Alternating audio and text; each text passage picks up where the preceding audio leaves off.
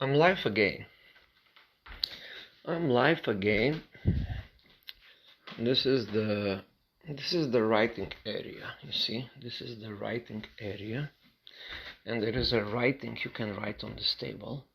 I'm in the biggest log house in the United States of America. Just let me show you the size of the garage. That's you see, we're back in the woods. This is the house. It's huge. 50 feet, 100 feet terrace. But I want to talk about more stuff, different things today, about how people live in these houses. You know, this is a log house, as you can see. It's huge. This is the biggest one. I show you inside. You see inside, and there are people over there on the back terrace. And the good thing in these houses, the good thing about these houses is that you can really have a different lifestyle. Now, I will just give you what I did yesterday night. You know, as all the modern things are here, everything is here, but yeah, this is the house. It's a huge lobby, a huge living room, like huge, 40 feet by 40 feet.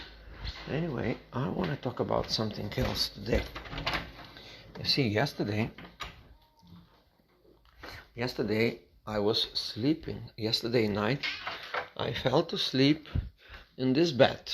Now, here, everybody can have their own bed or own room. There are like 10 rooms downstairs and 2 big rooms upstairs. But I want to talk about this. You see, the house is so well designed. There's so many nice touches. Everything here is made with love. You can really see the signature of these people, how they pay attention, how they made everything so nice, like the little details, like the little decoration. It is breathtaking how these people pour their soul in their house. That is not their house. This is our house now. So just let me show you. First, to start with the floor. The floor, it's like the best floor, wooden floor you can ever buy. But here it is, a nice area. And yesterday I slept in that bed, and instead of me checking my Facebook or phone or anything, I went back to the real thing, and that is called a book. And this is how I fell asleep reading this book. This book apparently is about photography, and the whole book is about photographs by Edward Rubin. And he came here in Vermont. There is a little preface how he came, why he was here, how he captured the life of all these people. And you see, it is amazing print. Now, I'm telling you this because when you touch this thing, when you actually touch this, it's actually one more extra sense. Not just the colors, but also the touch. You have like heavy book.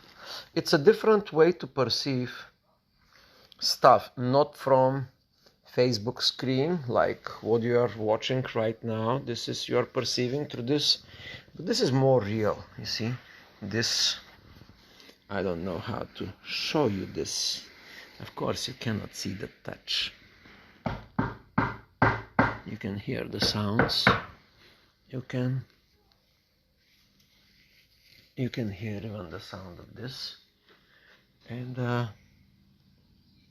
yeah, that is a book about the an outsider inside view of the people of Vermont. It's amazing photography. This is the guy. This is the guy.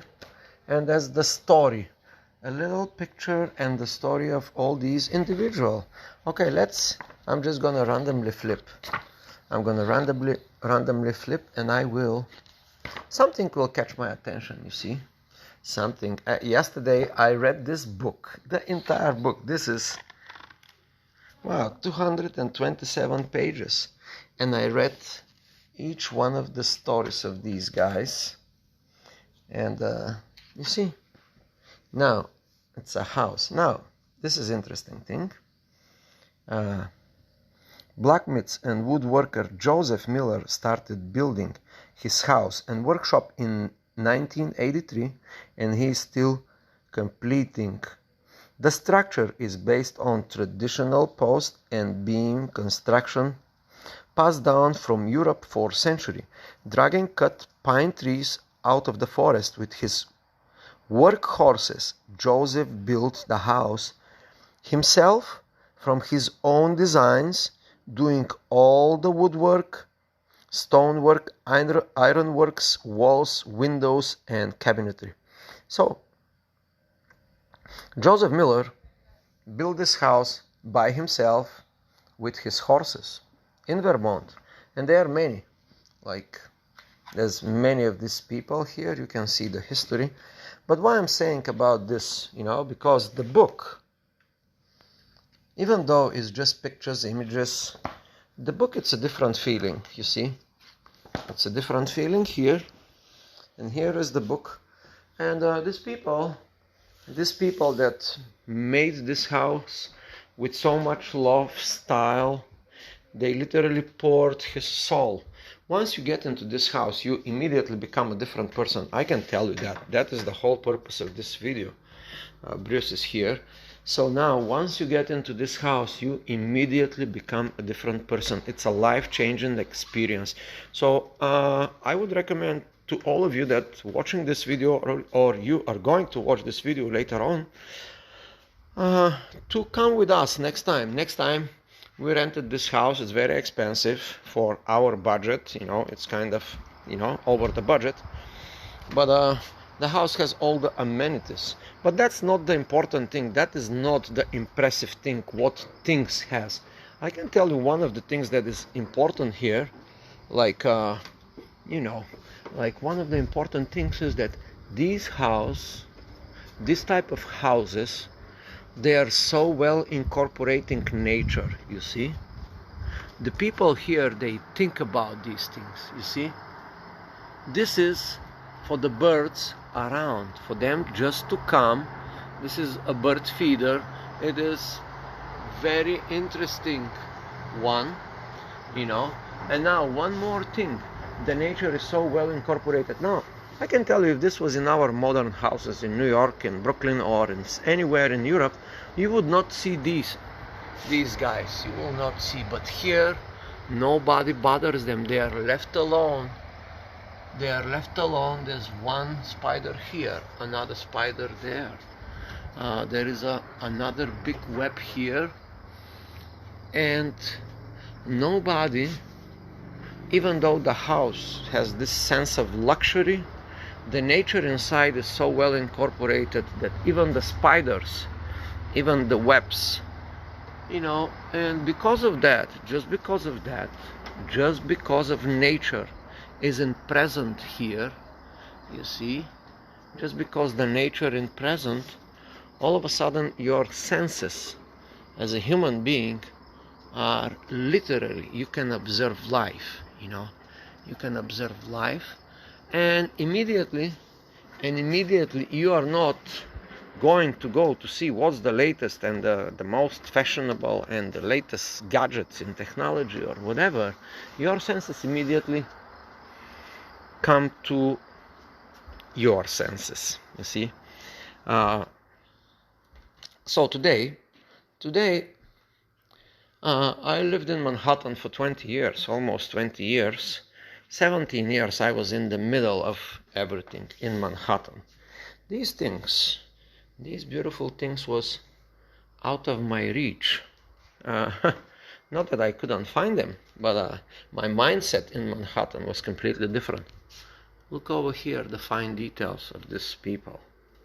You see, the fine details, that the decoration, everything, it's natural, everything, it's so perfect, you see. It's amazing how these people brought this house for us to enjoy with their touches, with their beautiful touches, how they prepare, how they set up this. Look at what they look at how we was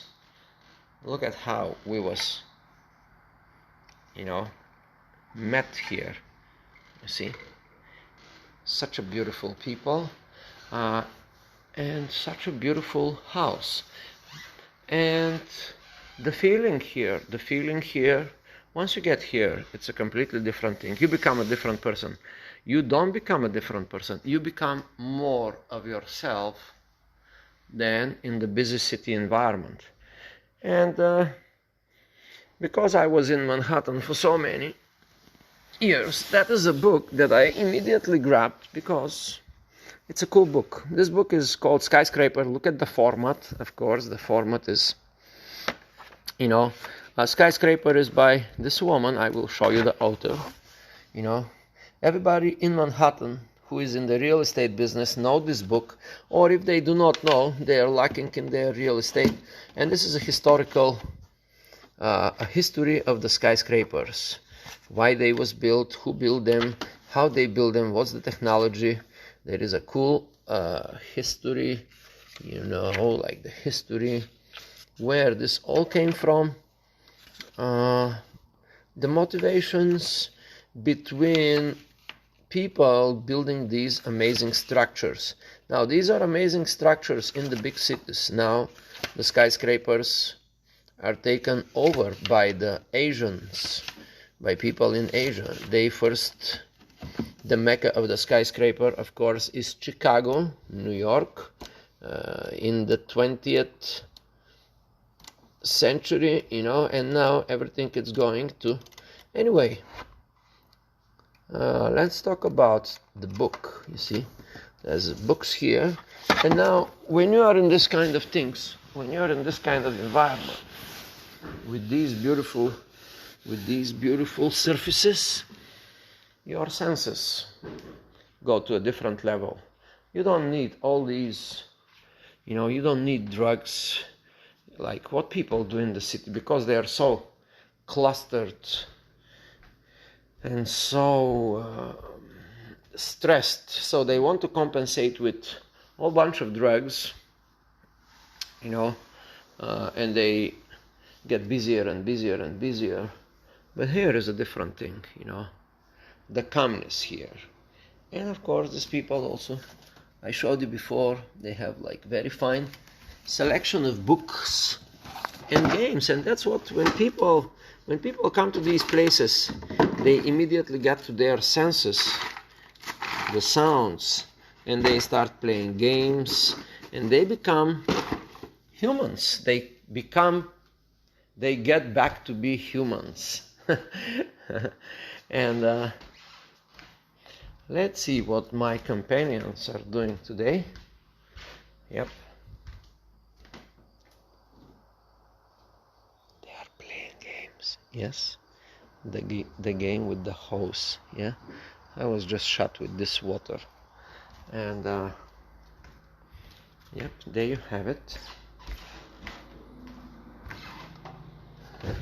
The little monster is here with the thing. But it's very playful. It's very playful in this environment. Very playful. You get back to your senses. Here I opened the window just to...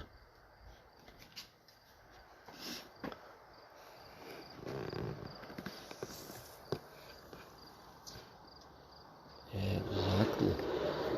It's a big house.